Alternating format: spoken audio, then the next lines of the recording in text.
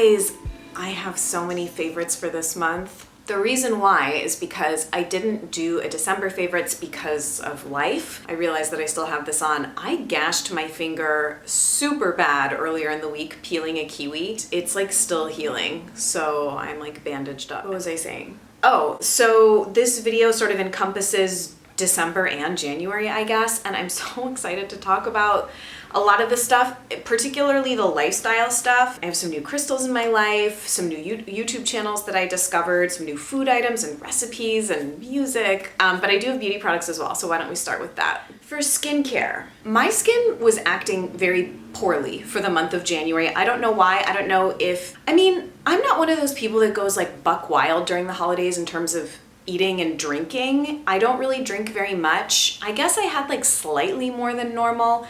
I did have more gluten than normal over the holidays. So I don't know if my skin was like reflected in my skin, but for the last 3 weeks, actually just this week, my skin has gone back to how I like it, which is like normal and feels nice and hydrated and whatever, but my skin was like really dry. I had like a bunch of like uneven patches and texture, and it was weird. So I was like trying everything to get my skin back in check. Have to mention the Moon Aqui Cleanser. I'm gonna go ahead and say that since September, with the Uma box, this is my favorite Beauty Heroes box since then. This was, what was this, December? I'm just totally obsessed with this. I like it slightly better than the Mahalo Unveil, which I also really like, but for some reason there's just something super magical about this. It's really gentle. I just love the whole experience of using it. I feel like it's also very sort of calming to the skin, so I use this as my first cleanse in the evening, and then I tend to follow up with the Petal or Osmia Black Clay Facial Soap. It really depends. My PM skincare routine is quite intuitive, just depending on how my skin is behaving, but I've just been reaching so much for this as my first cleanse. I'm trying to remember if I've talked about this. I think it must have been in my mask lineup video. It's the Lena Hansen Global Face Trio. This is like the only product that I used in the last 3 or 4 weeks that took down redness in my skin so significantly without like drying my skin out or stripping it or making it the dryness sort of exacerbated. So it's a powdered formulation. You have to mix with a little bit of water. There's like multiple ways to use it. I talked about it more at length in that video, but there's I don't know what it is about this that's so good for counteracting redness in the skin. I've been reaching for it once or twice a week as a sort of treatment second cleanse mask, and I really can't recommend trying it enough. I've been overall just really pleased with the performance of Lena Hansen in general. These two products are sort of related as far as infusing moisture back into the skin. The Activist Hyaluronic Acid Serum is like a supercharged version of the Provise Nutrify 1-6 Tonic. Talked about this a ton. I think both of these were in my Best of Beauty 2016. I interchange them. I would say I use the Provise slightly more, but if I wake up and my skin is parched, I will reach for this. This just feels like super hydration. Activist, I always have a 10% off code going if you'd like to use that. The info will always be down below in the description bar. This one is more expensive than this one, but I do think that this one is kind of, like I'm saying, like next level as far as intensity and potency. But for an everyday product, if you don't have super problematic skin and are just looking for sort of a really nice, solid, everyday hyaluronic product, I think this one is great. This is like the big guns. Right up there with everything else is the Tata Harper Moisturizing Mask. Now, I have been thinking a lot about moisturizing masks because I feel like there are just a dearth of them among eco brands, but brands are starting to come out with them. I was just on Instagram last night and I saw Josh Rosebrook is coming out with a moisturizing mask that looks like gorgeous. Kahina just came out with one, which I just tried. So I'm still forming opinions on that one. It wasn't an immediate first love, but I think I need to play around with it a little bit more. Audacity does a moisturizing mask, but the Tata Harper moisturizing mask is like kind of something special. I have been sleeping in this like 1 or 2 nights a week, and I wake up with literally beautifully plump, amazing skin.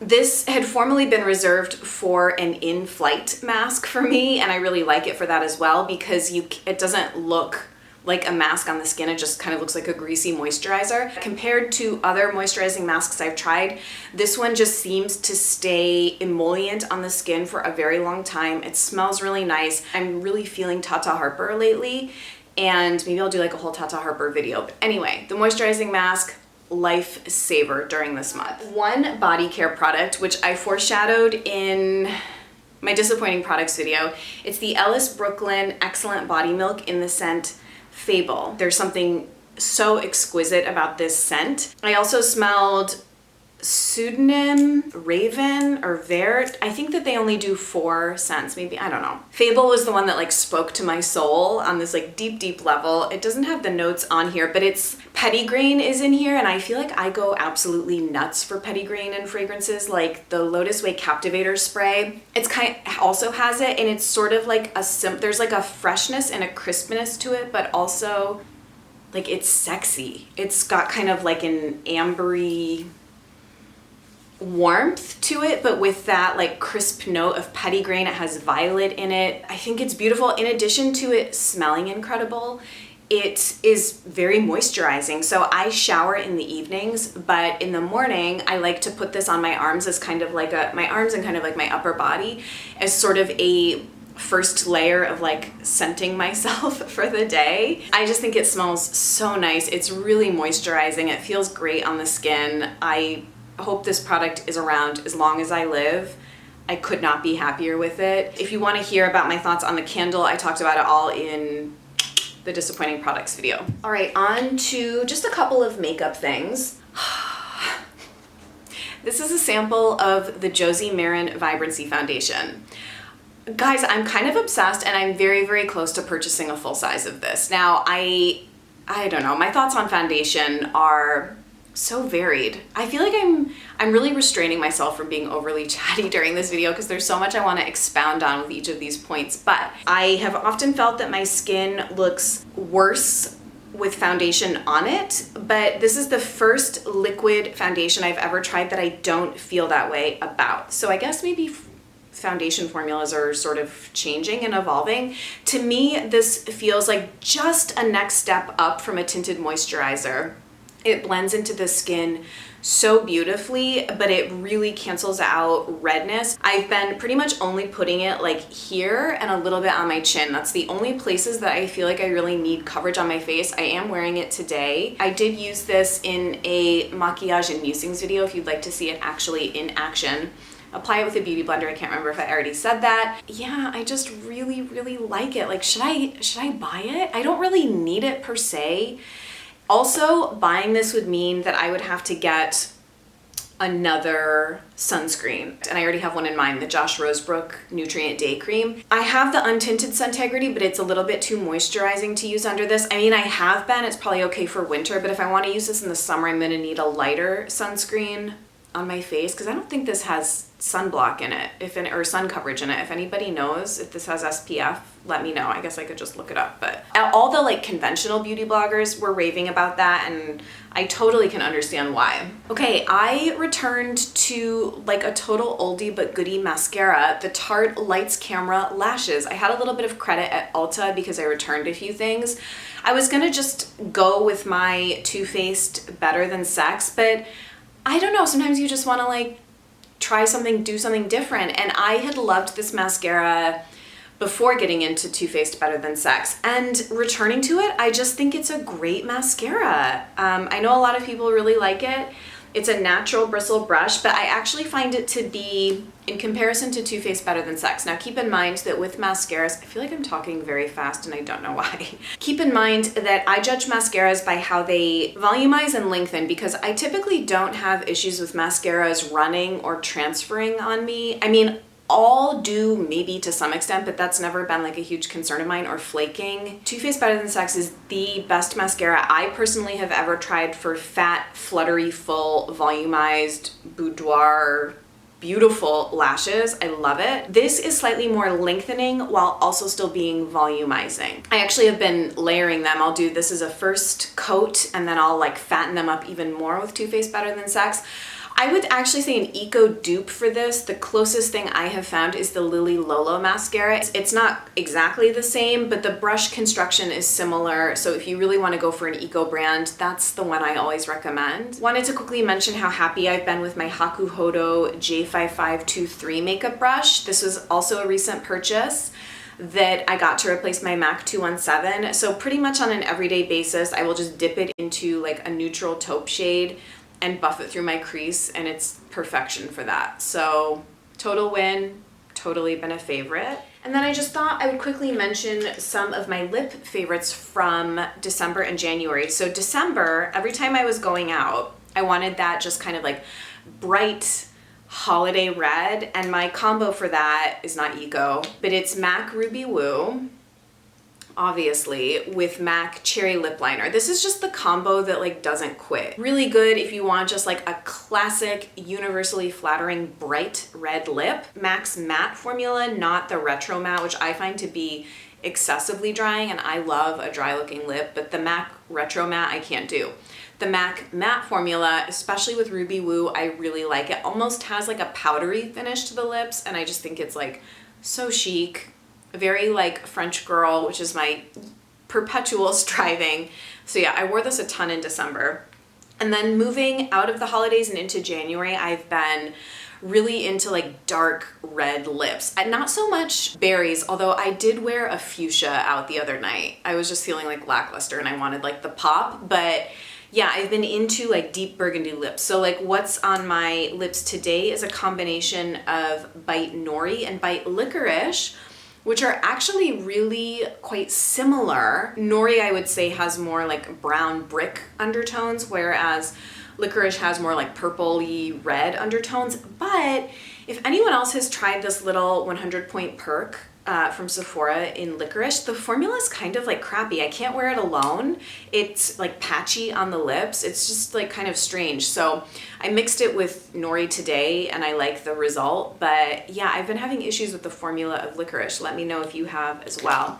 And then the other one I've been reaching for a lot is my Aromi Liquid Lipstick in Power Red. Staple product for me. I love the Aromi Liquid Lipsticks. I'm always meaning to order more.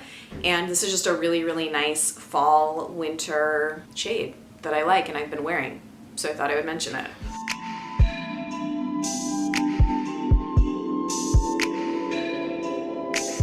All right, that is it for beauty products.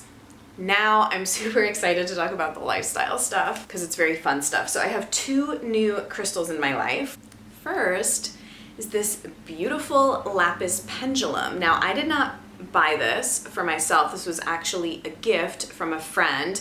We were like having a conversation about pendulums. I was like, and I went to this wellness expo in Western Massachusetts a couple of months ago, like in the fall, and I came really close to buying a pendulum there.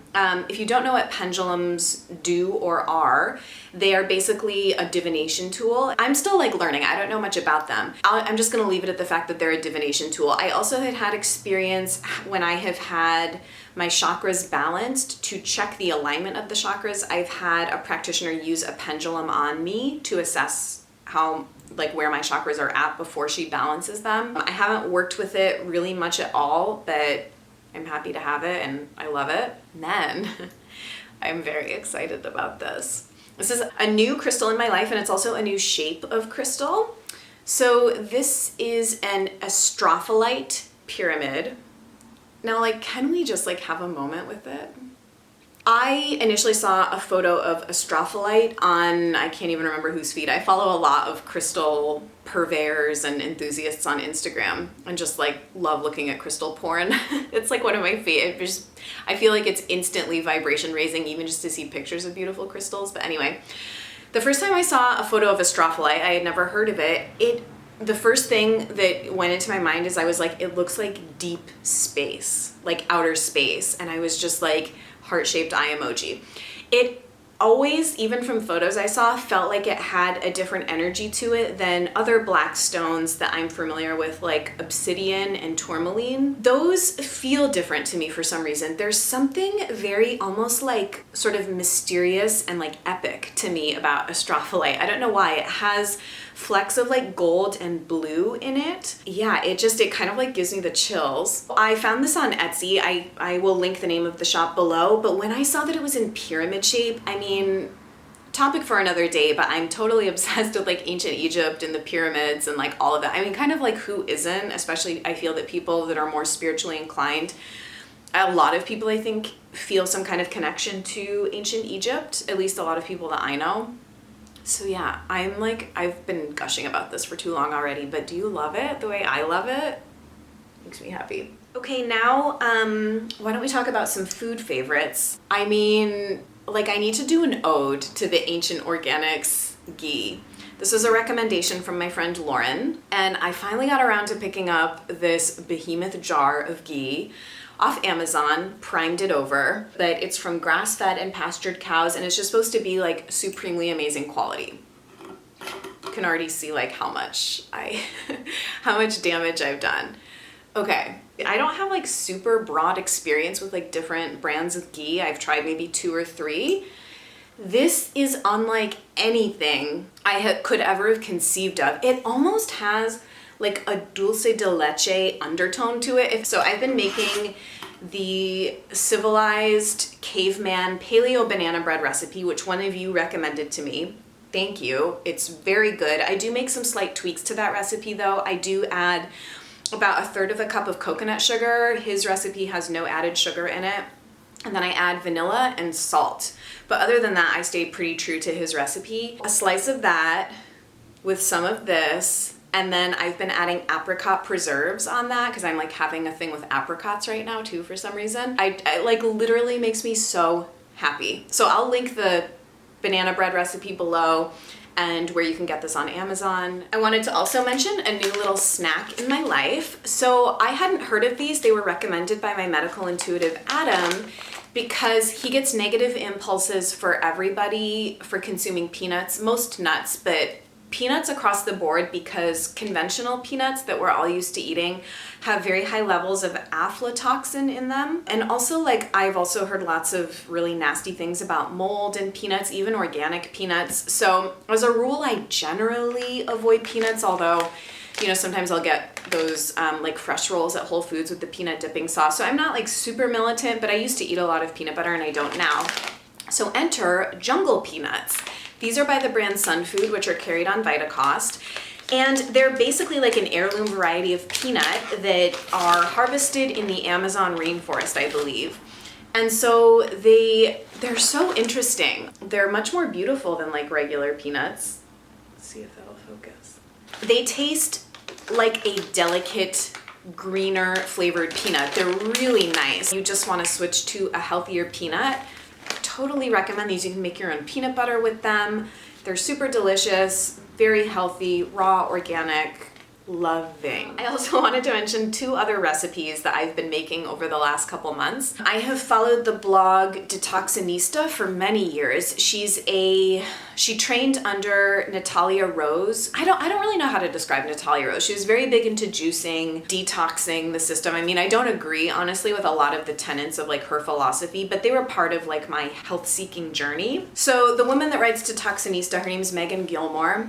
And I have one of her books called Everyday Detox, and I just think she does like nice, solid, healthy recipes. And she has like a really good cauliflower pizza recipe that I do. Do yourself a favor and make either or both her paleo blondies and paleo brownies recipes. They are A, super easy, and B, super delicious. So they're the foundation of both recipes is almond butter. So I use a raw organic almond butter. And I think each recipe calls for like a cup of almond butter. So because it's so much almond butter, like it is kind of expensive. And also ideally, you don't want to heat raw organic almond butter. You gotta live sometimes. And so these are sort of like my compromise treat that I make at home. The brownies are very fudgy and gooey and intense, and the blondies are just like so delicious. I'll have those with some organic vanilla ice cream.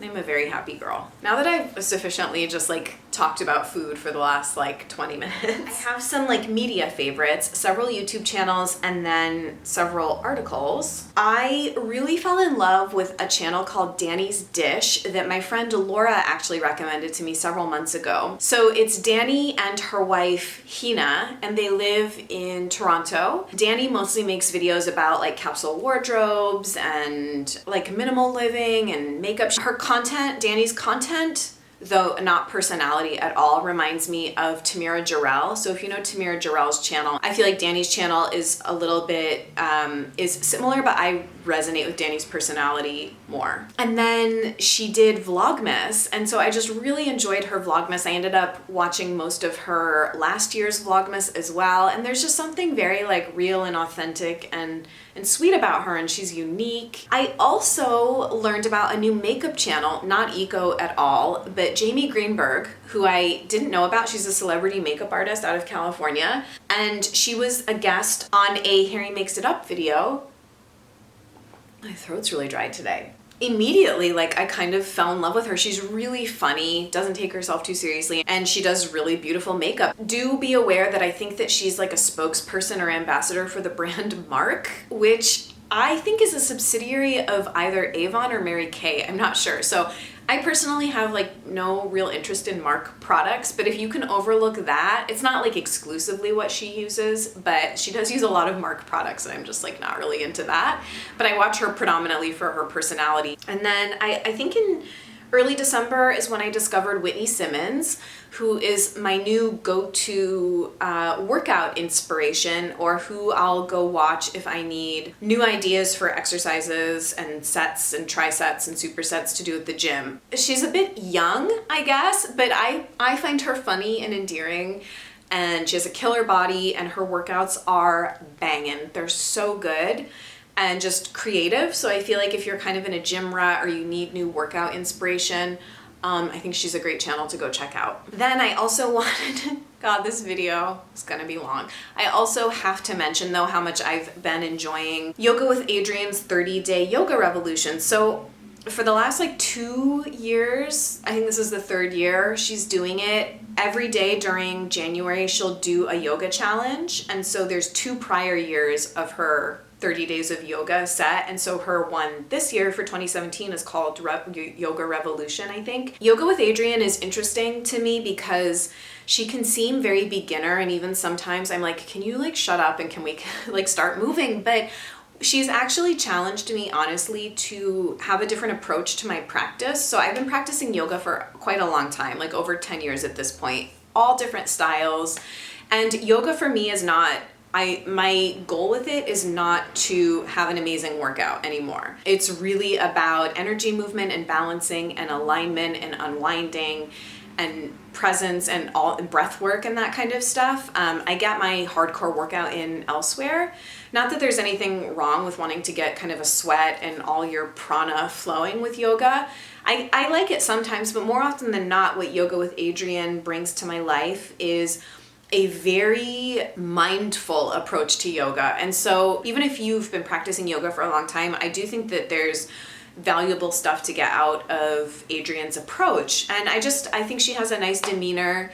Sometimes she does talk too much. You know, I use her videos as a guide and kind of adapt my practice around them. But so I did not like her 30 days of yoga from last year. It just wasn't enough for me at the time. But I feel like her ones this year are a really nice balance of sort of the mindful presence approach, but also with, you know, getting some movement going. I've mentioned this before, but I have really been liking Westworld. I'm still not done with it. I have, I think, 3 or 4 more episodes to go. Plenty of people have also recommended the OA to me, so I will try and check that out after. Although guys, like, I'm behind. I started French class, and so I'm just like busy. I don't know how I'm gonna manage like French class and my personal life and trying to get up 2 videos a week and keep up with like all of my Bravo and Mariah's World and HBO. Like, I'm overwhelmed. And then I have 2 quick I guess articles to mention. The first published on December 17th in the New York Times, and the title is "Free Cash in Finland Must Be Jobless." Basically, Finland is about to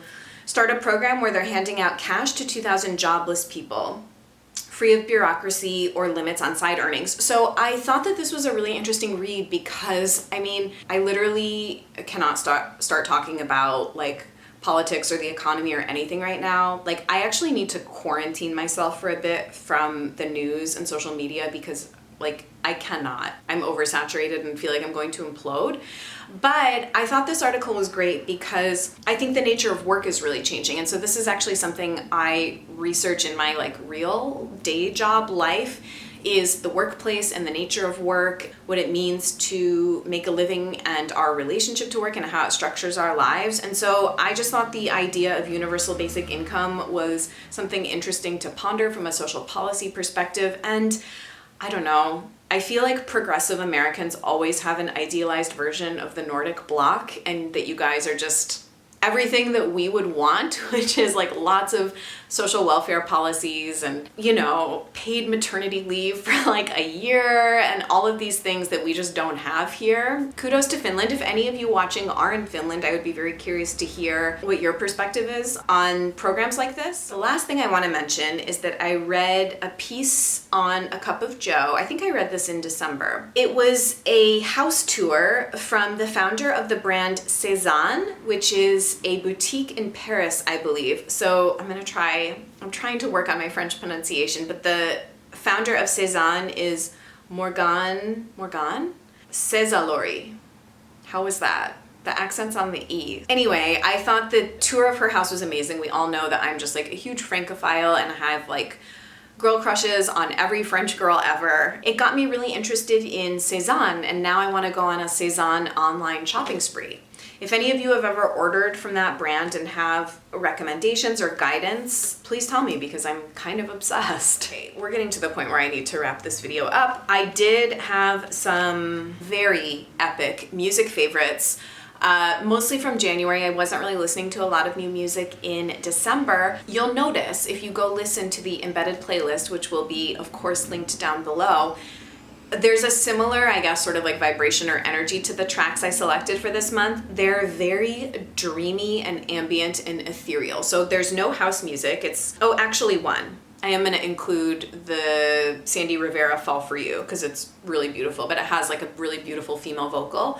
The other tracks, several of them I found from Future Beats shows, and then I kind of was inspired to go into my own archives of that sort of vibe of music. So guys, that's the deal for January favorites. It was kind of a lot, so I applaud you if you are still sitting here. Thank you for listening. Everything will be listed and linked down below. Codes, links, blog posts, everything. Do you feel like my description boxes are too overwhelming? A couple people have told me that, but I just want to give everybody the info that they want, give the people what they want. I'm trying. I will see you guys on Wednesday, I hope, with my review of the February Beauty Heroes box, which is lovely. Very happy to share. I would love to hear from you in the comments, as always, what you've been loving. So I'll see you guys in my next one soon. Bye.